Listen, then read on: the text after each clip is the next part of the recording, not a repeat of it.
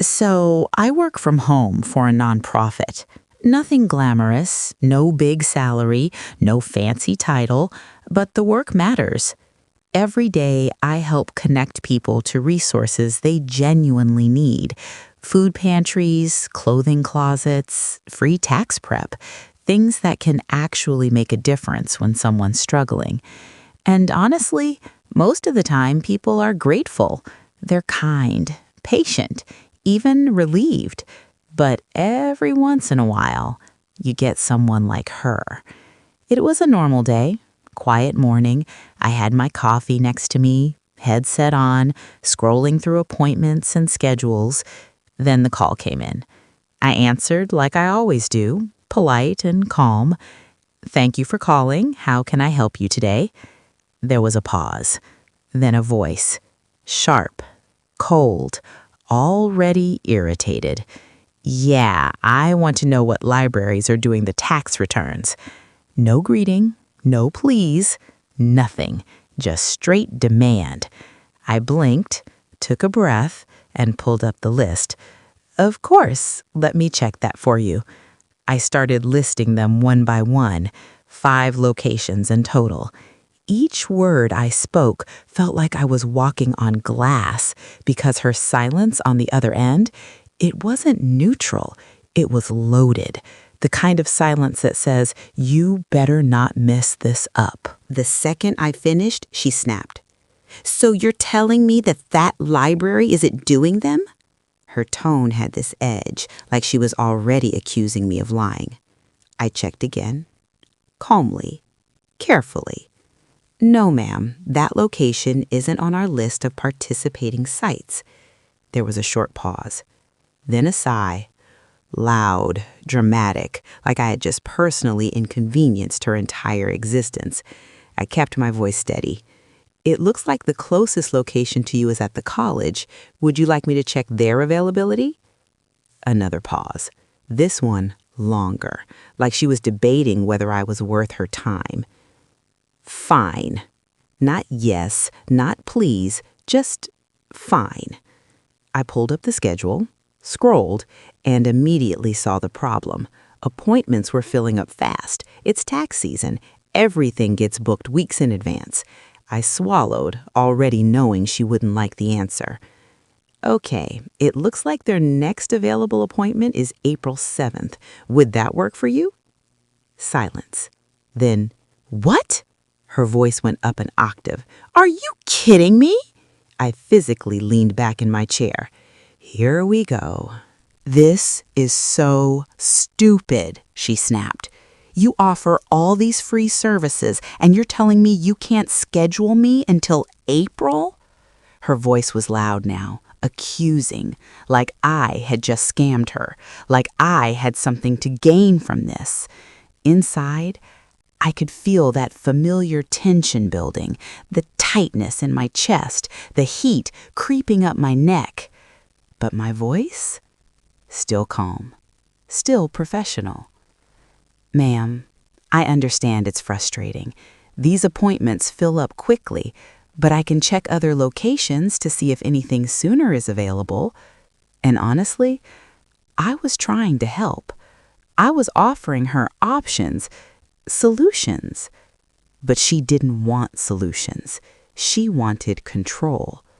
"No," she snapped. "This is stupid. I'll just do them myself." There it was. That moment. That turning point. I could have pushed, tried harder, bent over backwards to help someone who clearly didn't want it. But something in me just stopped.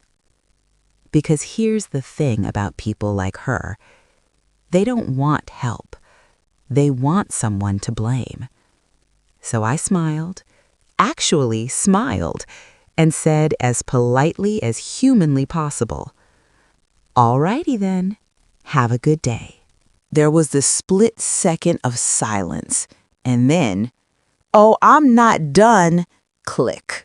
I ended the call. And let me tell you something, that silence afterward was beautiful. No yelling, no tension, just peace. Now you might be thinking, wait, Where's the revenge? Oh, it's coming, because the story doesn't end there. About 2 weeks later, I'm working another shift. Same setup, same system. Another call comes in. I answer, same greeting, same calm tone. And then I hear it. That voice. But this time, it's different. Quieter. Less sharp. Hi, I was wondering if you could help me find a tax appointment? I pause, just for a second, because I recognize her instantly. Same voice, same person. But now, the edge is gone, replaced with something else, something softer, something desperate. Of course, I say, and I mean it, because I'm still doing my job, still helping, still professional. I pull up her area, check the locations, and there it is, the same reality she yelled at me about 2 weeks ago. I'm seeing the earliest availability is still April 7th at the college location. This time, no explosion, no yelling, just a quiet inhale. Okay, I continue. I can book that for you now if you'd like. Another pause. Longer this time. And then, yes, please. And in that moment, that's when it hit. She didn't just do them herself. She couldn't. Or maybe she tried and failed. Maybe she realized how complicated it actually was. Maybe she thought she didn't need help until she did. As I booked the appointment, I couldn't help but think back to that first call, the yelling, the attitude, the entitlement, all of it completely unnecessary, because the outcome was exactly the same. I finished scheduling. All right, you're all set for April 7th. Thank you, she said. And this time, it sounded genuine. No apology, no acknowledgement. But honestly, she didn't need to say it, because I could hear it in her tone, in her silence, in the way she didn't argue, didn't complain, didn't push. That was the revenge.